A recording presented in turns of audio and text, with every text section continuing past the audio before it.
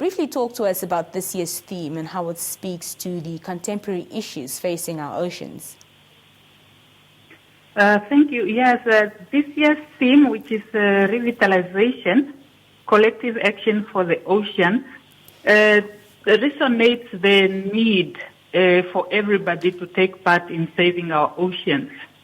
The ocean is faced by impacts of climate change, pollution from anthropogenic activities that humans are partaking in, and also the declining resources because of our utilization of the resources from the sea, as well as the interest of exploiting new resources at sea. It therefore calls all of us from our different sectors, our different dimensions of things, to work together to make sure that our oceans remain to serve humankind for longer than our generations. Mm-hmm. And how would you describe the health of our ocean currently?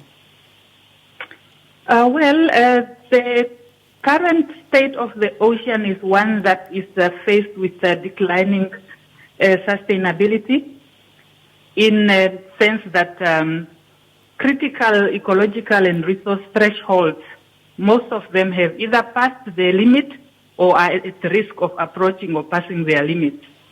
There is pollution from various activities.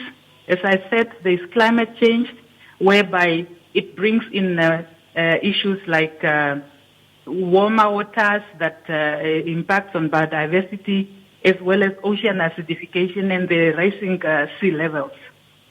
And it's therefore in a state where it needs us to take action so that our activities don't continue as usual or business as usual. Dr. Ndjaula, do you think that government and various stakeholders are doing enough through their interventions in sustaining the well-being of our ocean? I will say yes, although when it comes to improving or doing something more, there's always room for improvement. Yes, the government is doing the best they can.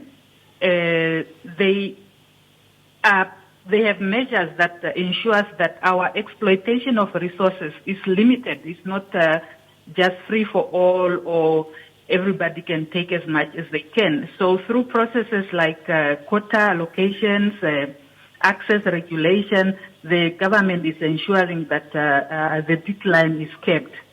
Biodiversity conservation approaches and actions are taking place.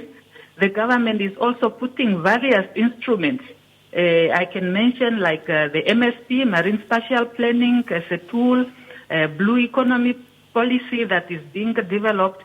And like today, we witnessed the launch of the Namibian National Plan of Action for Small-Scale Fisheries. Mm-hmm. So those are all efforts that the government is doing, and if we can just also bring in other sectors on board, and we know other sectors are also doing something, then yes, the government is doing what it can with room for improvement where they can. Always when in a dynamic environment, new challenges are coming every time.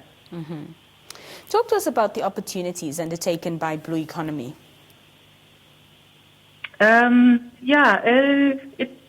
spans from a lot of things. We're talking about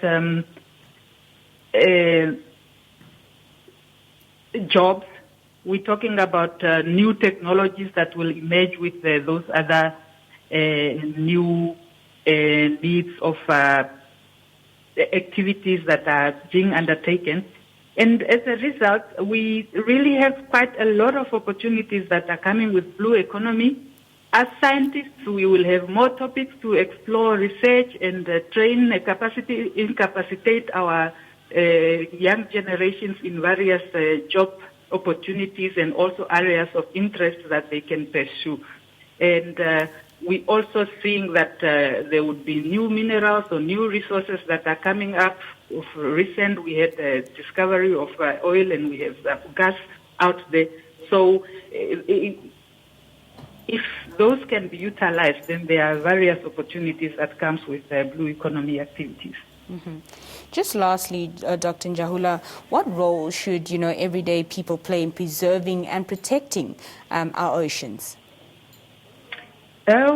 We can start with the current one, which is going on this week. Let's create awareness from our small area, bigger area, in the communities we find ourselves, and to talk about the ocean and how much we need to take care of it. It's those small impacts that will add up, those small efforts that will add up to a bigger impact. So we will need, if you live at the coastal area, clean up the beach or go take a walk and help such that we don't lose more biodiversity. If you are in education, teach our kids and our learners, our students about the importance of preservation of the oceans, because oceans have served people for years, and now that they are finding themselves being at the risk of carbon sink and all the impacts that comes with that, we need to do a little that we can do from our side of things. Yeah.